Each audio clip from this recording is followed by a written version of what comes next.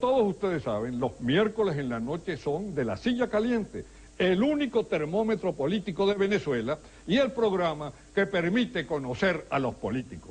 Hoy, como todos ustedes ven, estamos en un escenario diferente. La Silla Caliente ha venido desde Caracas hasta Madrid. Estamos exactamente a 20 minutos del centro de Madrid, en La Moraleja, la residencia del general Marcos Pérez Jiménez. Hoy vamos a sentar en la Silla Caliente a Pérez Jiménez. Pero antes es conveniente decir por qué hemos invitado a Pérez Jiménez a la Silla Caliente y por qué él ha aceptado sentarse en la Silla Caliente. La razón es obvia. Pérez Jiménez, al juicio de los historiadores más respetables del país, es el hombre que partió el siglo. Si recordamos la vida venezolana, vemos que el siglo XX lo han llenado tres hombres singulares, que han sido Cipriano Castro, Juan Vicente Gómez y Pérez Jiménez. Todos los hechos importantes de este siglo, las acciones de este siglo y los otros hombres nacidos en este siglo dependen de la acción de estos tres personajes. El siglo de Castro y de Gómez y de Pérez Jiménez comienza así. En 1899 llega Cipriano Castro, 9 años de gobierno de Castro. Los andinos se incorporan al poder. Viene luego Juan Vicente Gómez, 27 años de gobierno de Gómez. Los andinos siguen en el poder. Viene luego Eleazar López Contreras, 5 años de gobierno de López Contreras. Los andinos persisten en el poder. Viene luego el general Isaías Medina Angarita, 5 años. Y este ciclo termina cuando un golpe, encabezado por el general Marcos Pérez Jiménez, entonces mayor, rompe el ciclo y parte el siglo XX venezolano en dos. Comienza un nuevo ciclo. Un nuevo ciclo en donde los observadores siempre ocultan, yo creo que con mala intención, que ese golpe contra Medina incorpora al Partido Moderno al gobierno. Los militares, en efecto, dan un golpe el 18 de octubre del 45, pero incorporan a Acción Democrática, primer partido moderno que se incorpora al gobierno. Comienza entonces el régimen de partidos, con todas las vicisitudes y problemas que representa ese ciclo.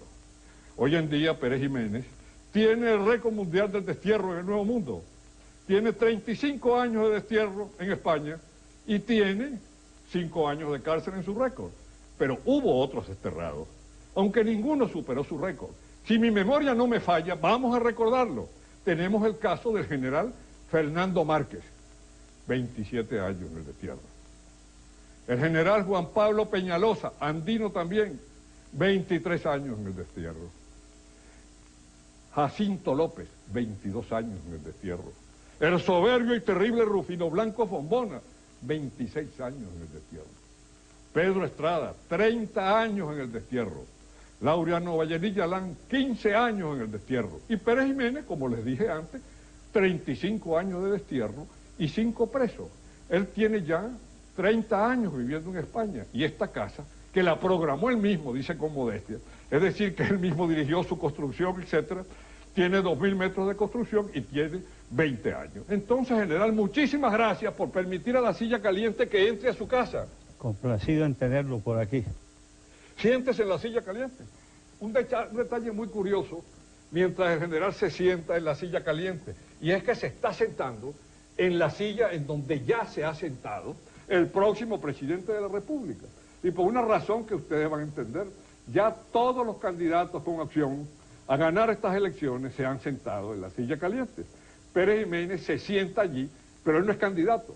A él no le vamos a preguntar la marca mínima, o sea, la condición para ser presidente, porque si le aplicamos la marca mínima tenemos que reconocer que ya superó esa marca, que es olímpico, medalla de oro. Entonces la pregunta sería esta, general. Hemos venido aquí en busca de un diagnóstico. Usted conoce con la palma de su mano a Venezuela. Entonces usted terminó ya un ciclo, es decir, el ciclo que comenzó con usted, el de los partidos, porque la gente lo asocia a las azonadas militares, pero no a los partidos. Y usted es el primero que lleva un partido de oposición al poder en Venezuela, aunque después fue víctima de su propia medicina, pero ese es otro problema. Entonces yo digo, usted que comenzó ese ciclo, ya ese ciclo está agotado. Los partidos están, como hablamos popularmente, rayados. La gente añora un régimen como el suyo. Y las nuevas generaciones en Venezuela, que no conocieron su obra, investigan sobre la obra suya y hablan sobre la obra suya.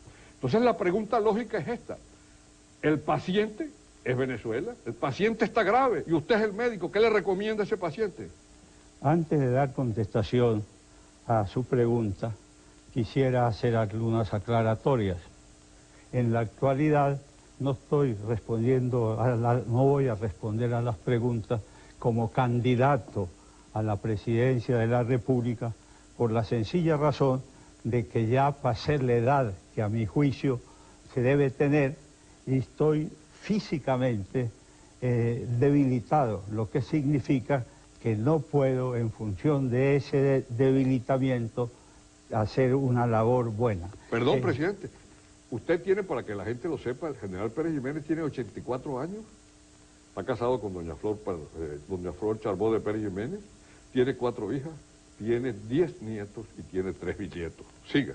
Bien, de manera que no soy aspirante a ningún cargo público en Venezuela. Y si fuese aspirante, no, es decir, no lo soy por 2 razones específicas. La primera de ellas porque no estoy en condiciones, repito, en condiciones físicas de asumir esa responsabilidad. Y en segunda razón, y la más, como dijéramos, impactante, es que yo estoy impedido constitucionalmente a presentarme como candidato. Ah, eso es importante para que los jóvenes lo sepan. El general Pérez Jiménez es el único venezolano que por la Constitución está inhabilitado de ejercer cualquier cargo político. Es decir, Pérez Jiménez no puede ser ni jefe civil, pues, de Chuao. Él no puede hacer absolutamente nada porque lo inhabilitaron cuando, después del derrocamiento, lanzó su candidatura y entonces, pues, arrasó como senador. Entonces, claro, el estatus, Acción Democrática y COPEI temían, lógicamente, que lanzara la candidatura presidencial y volviera por los votos. Por lo tanto, pues, lo inhabilitaron. De manera que hoy día me encuentro realizado, estoy tranquilo, es decir, el ánimo lo tengo en buenas condiciones. Y como le decía, las facultades físicas están bastante disminuidas. Las intelectuales, es lógico que a los 84 años algunas mermas debe tener la mente, pero está nutrida de nuevos conocimientos porque yo tengo la manía, no la virtud, de cada día aprender algo. ¿Y qué le recomienda a Venezuela? ¿Qué va a pasar en Venezuela? Bueno, a mí me preocupa profundamente la situación venezolana. ¿Por qué, general? Porque el mal no solamente está ahí, sino que está progresando. Es como los cánceres en el organismo humano, de manera que siguen progresando. Eso es lo que me preocupa a mí como ciudadano venezolano. ¿Qué es lo que más le preocupa de todo el panorama venezolano? Hay tantas cosas preocupantes que no me atrevería a señalar una de ellas. Ejemplo, la presencia de las Fuerzas Armadas. Hay un fenómeno que no se registró en su época y que esta época se siente. Fíjese, de todos los candidatos a la presidencia de la República, hay 3 candidatos militares, ¿verdad? No podemos decir ex-militar porque la condición de militar no se pierde, aunque han pasado a retiro. Esos 3 candidatos militares, usted sabe quiénes son, sí, ¿verdad? El comandante Chávez, el vicealmirante Radamés Muñoz León, y es también Sujú Rafo, un general de división. Cada uno de ellos expresa una corriente que existía en las Fuerzas Armadas. La de Sujú es una corriente nacionalista, muy similar a la suya, es una apreciación personal. La del vicealmirante es una corriente constitucionalista profundamente anticomandante Chávez. Y la de Chávez, pues, es un criterio de cambio total con un sentido no tradicional. Entonces, y yo me pregunto, en tiempos de Pérez Jiménez no pasaba eso. ¿Qué ocurrió con las Fuerzas Armadas? Bueno, yo quise hacer de las Fuerzas Armadas la institución modélica en función de nuestra historia. Fueron hombres venezolanos incorporados al Ejército Libertador los que realizaron la labor de independizar colonias dependientes y, valga la redundancia, de países europeos. De manera que esa función se cumplió, la cumplieron esta generación. Ahora queda a la nación venezolana la tarea de redimirse económicamente de los depredadores o de los elementos que gravitan sobre la situación económica. ¿Y qué aconseja usted para redimirse de esos depredadores? Bueno, que son como la termita, ¿no? Consumen. Simple y llanamente no podría concretarse